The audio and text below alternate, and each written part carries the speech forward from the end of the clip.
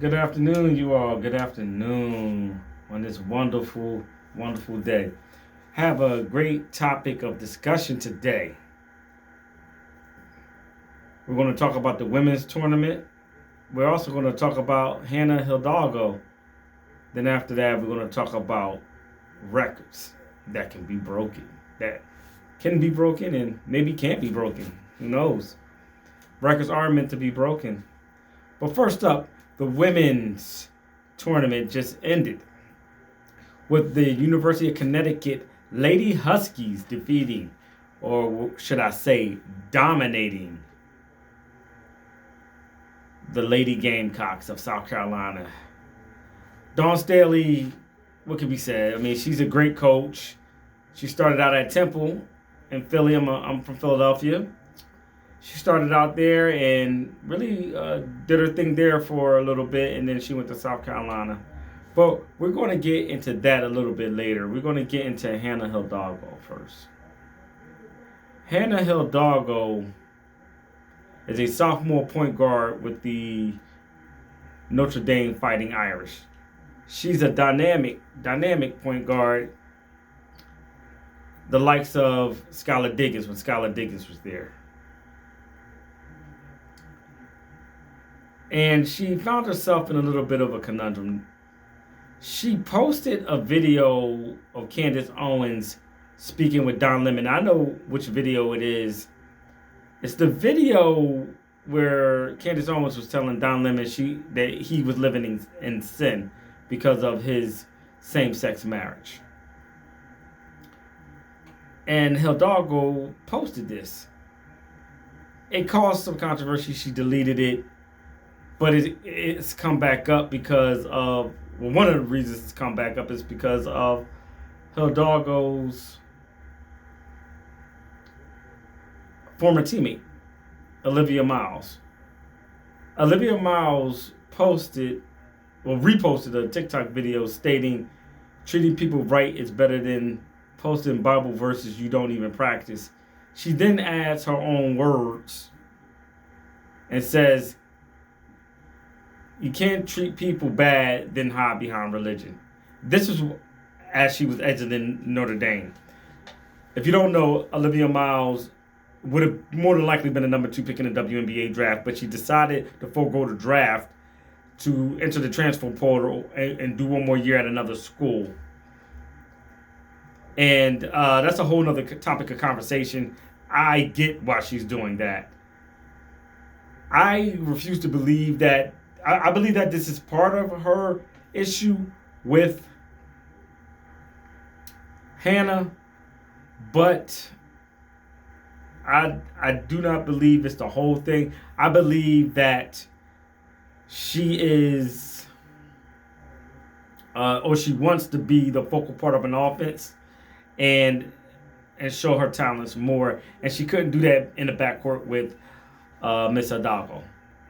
Now, Miss Hildalgo has gotten herself in a situation where a lot of people wanted an apology. And to her credit, she went to the Players Tribune, somewhere where players can express themselves in their own voice. So she goes there and she writes a letter and she apologizes. She tells people, I'm not homophobic, this, that, and the third. Well, some people don't believe it. Some people like Sarah Jane Gamelli said the apology wasn't good enough. See, this bothers me. When you tell somebody that their apology is not good enough.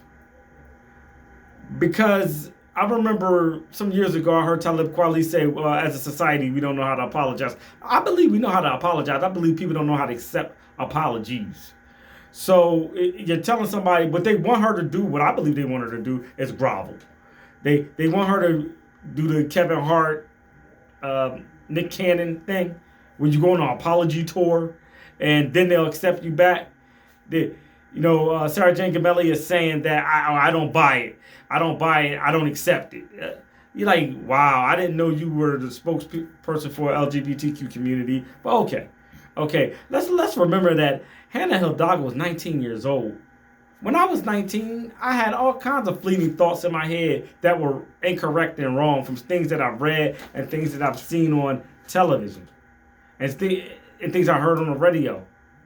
I once found out I was listening to a Karis One song, and I thought he was speaking facts about the Portuguese being somewhere, and I found out from a history teacher in college that those facts were wrong, were incorrect.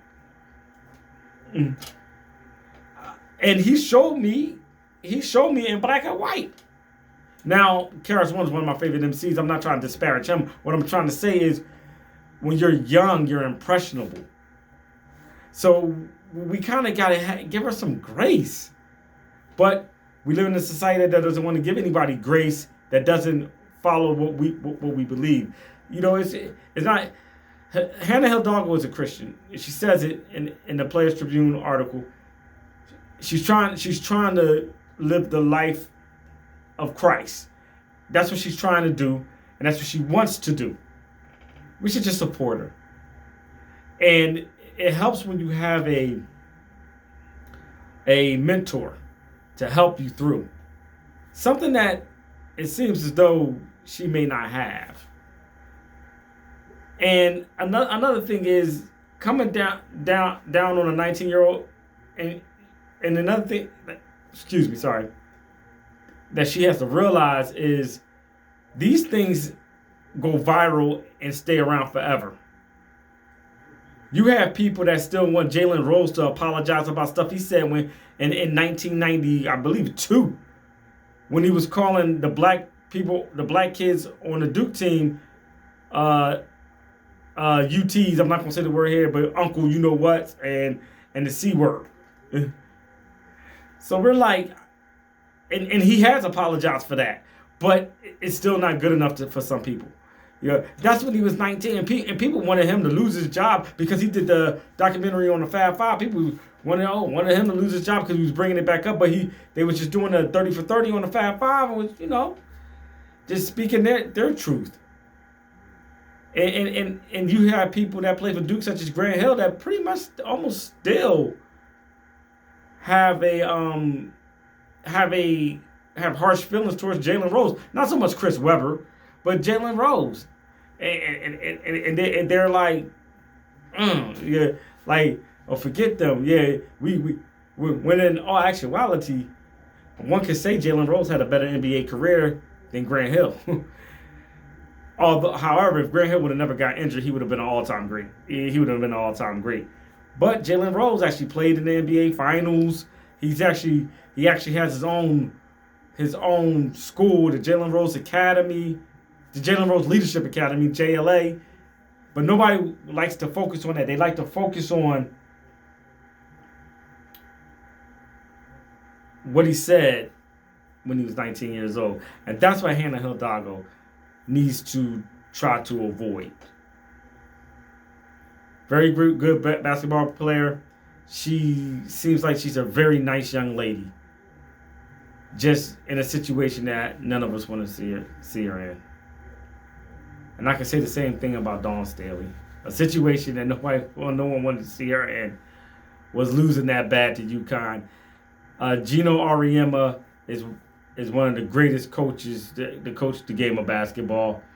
Up there with Big House Gaines and John McClendon and John Chaney, Coach K, Dean Smith, Boeheim, all those guys.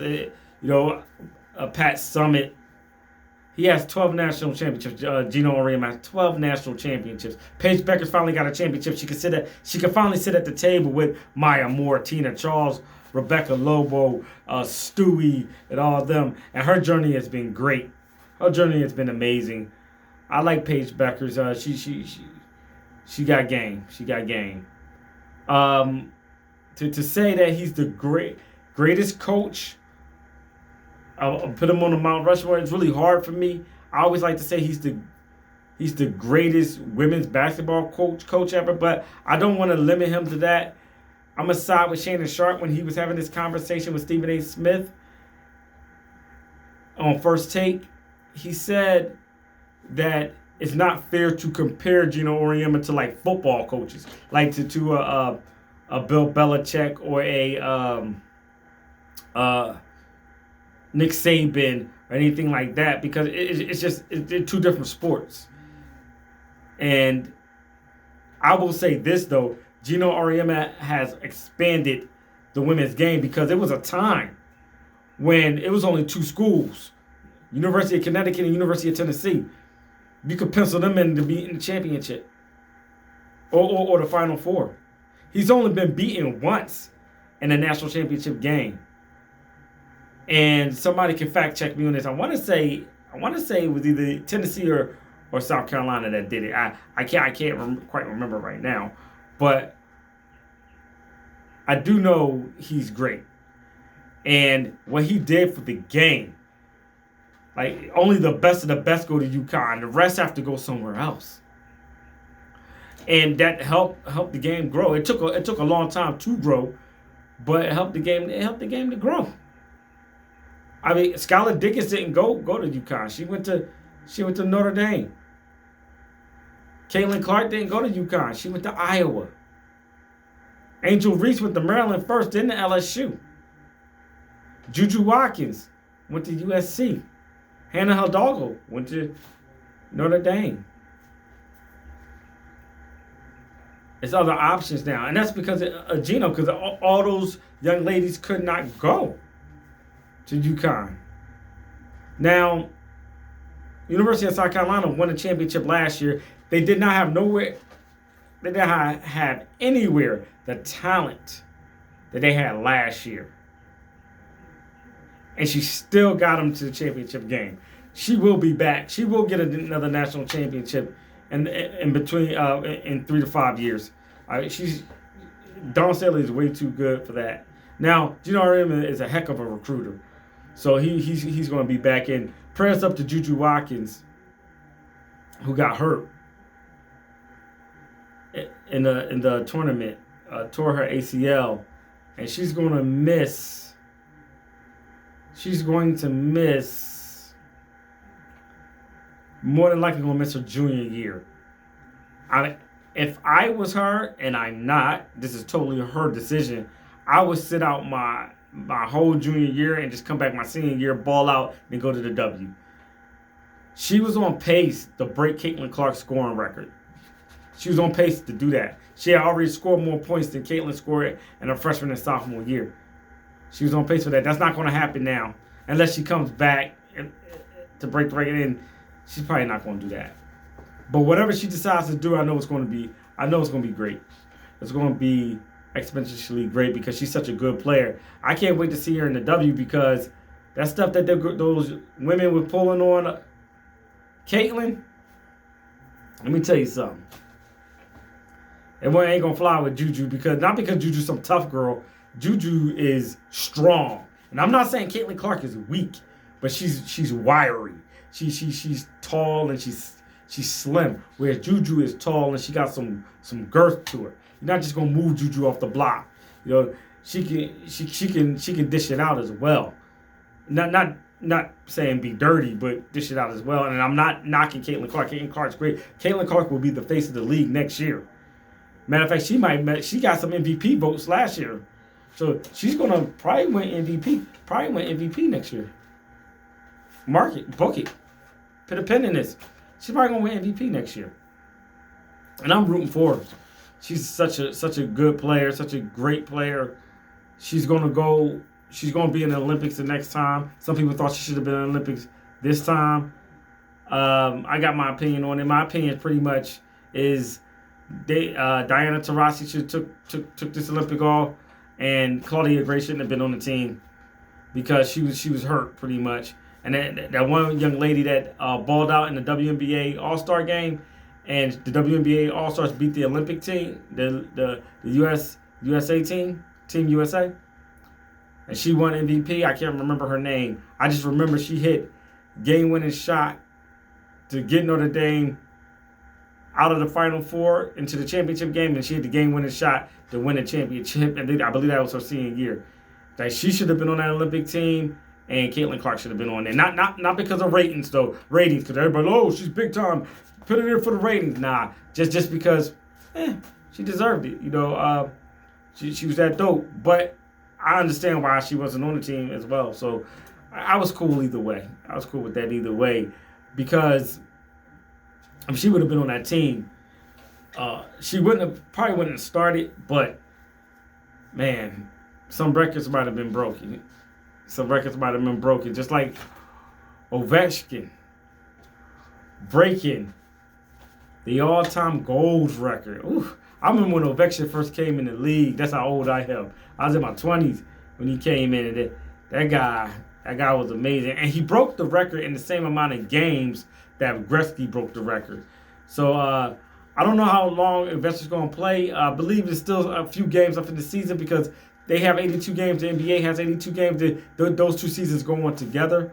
So I believe that he can get up to 900 goals. If he can get to 900 goals and then retire because he's a first ballot Hall of Famer, he has the Stanley Cup. He did all this with one team. It's impressive. But Wayne Gretzky is still the great one. Because Wayne Gretzky, he broke over 60 records. I believe he still has the assist record. Somebody please fact check me on that as well. But I began to think, which record is the greatest record, sports record? I mean, you got LeBron James with the scoring record. He has over 50,000 points right now. Right? 50,000? Yeah, 50,000. And I remember when he broke the record. I don't remember when Kareem broke the record. I was way young with that. But I remember when LeBron broke the record. He broke the record on that little fadeaway jump shot. Boom. I mean, just broke the record.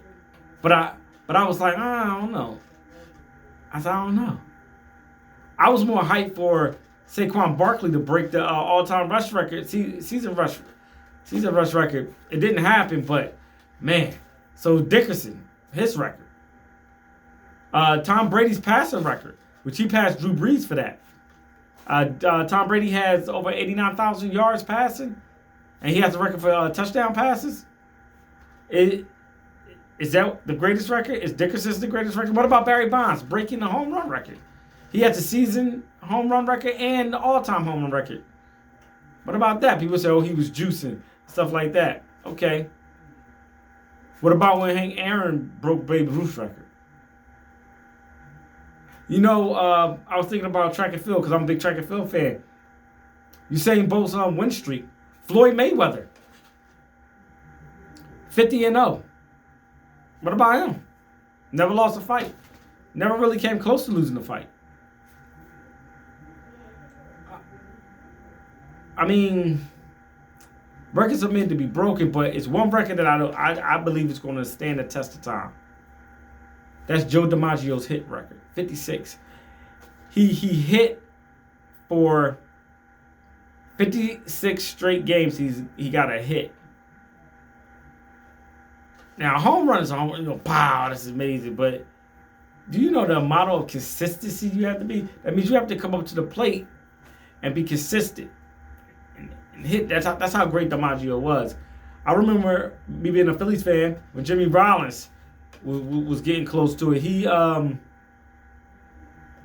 want to say he got up to 40 something, 40 and some change. I want to say that. Before he went hitless in the game. Then the next game, he had like 3 hits. That's how it goes. So that record is tough. And then another thing about DiMaggio's record is he went hitless in the game, so he had 56 and stopped. Then he went on another streak for, I believe, like 15 games. In fact, somebody fact check that as well. But I know it was a pretty decently lengthy streak. People don't realize how hard it is to hit a baseball.